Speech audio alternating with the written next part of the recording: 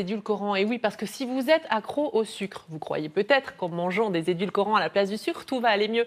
Ben non, pas du tout.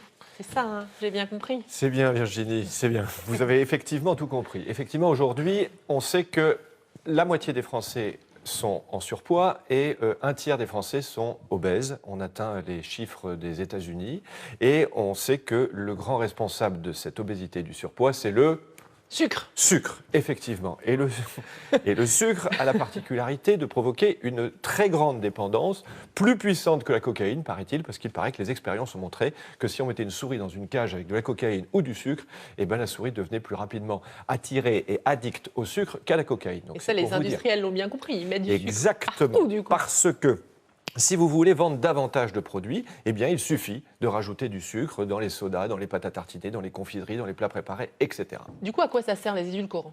Alors, les édulcorants, en théorie, ça servait à nous vendre du sucre sans calories. Mais les études médicales, depuis, ont montré deux effets surprenants qu'on n'explique toujours pas aujourd'hui scientifiquement. C'est que, premièrement, ce sucre sans calories n'a aucun effet bénéfique sur le poids, et qu'il n'a aucun effet bénéfique non plus sur le risque de diabète, de survenue du diabète. Et comme on garde un goût un peu sucré, Donc voilà, on reste donc addict finalement, à tout ce qu'on cherchait à faire, c'est-à-dire faire maigrir les gens et diminuer les risques de diabète, eh bien là-dessus, objectif complètement nul, ça a échoué. En revanche, voilà, derrière, moi je suis convaincu qu'effectivement, les industriels continuent à mettre ces produits et à nous vendre le zéro calorie, parce que ce qui fait vendre et ce qui fait consommer des produits, c'est effectivement ce goût sucré.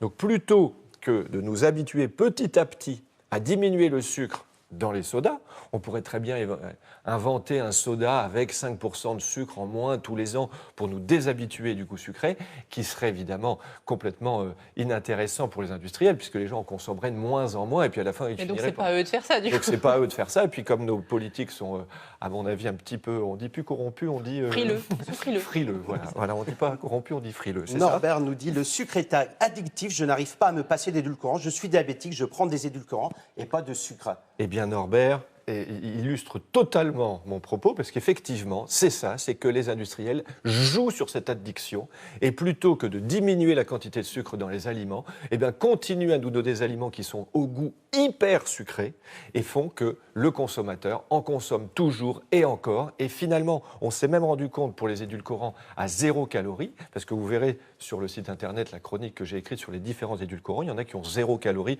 d'autres qui sont un petit peu caloriques, mais de toute façon beaucoup moins que le sucre naturel.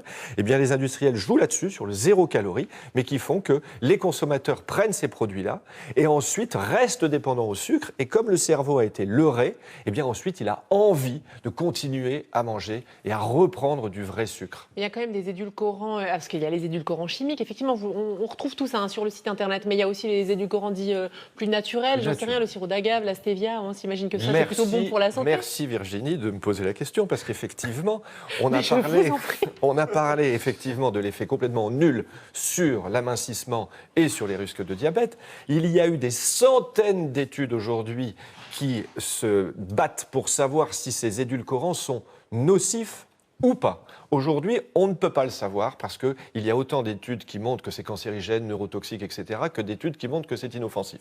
Donc, difficile de se prononcer aujourd'hui là-dessus, sur l'innocuité des édulcorants. Mais en revanche, ce qui est sûr, c'est qu'il y en a des 100% chimiques, et il y en a des naturels, comme la stevia ou comme le sirop d'agave, qui ne sont pas à 0 calorie, mais qui sont des édulcorants naturels et qui, eux, a priori, ne sont pas toxiques. Et n'ont pas d'effet secondaire. Sur les chewing-gums avec édulcorants, c'est marqué attention, une consommation trop élevée peut entraîner des effets accélérer le transit. C'est ça. Voilà. Ça, c'est un risque. Effectivement, puisque comme c'est un produit qui n'est pas digéré, eh bien, il sort aussi vite qu'il est rentré. Vous en consommez, des édulcorants? Non, pas vraiment.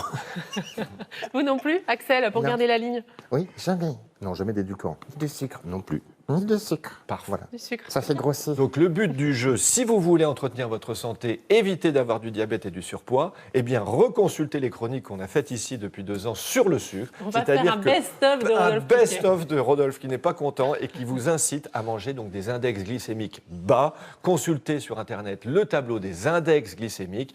Les index glycémiques bas, vous pouvez en consommer autant que vous voulez.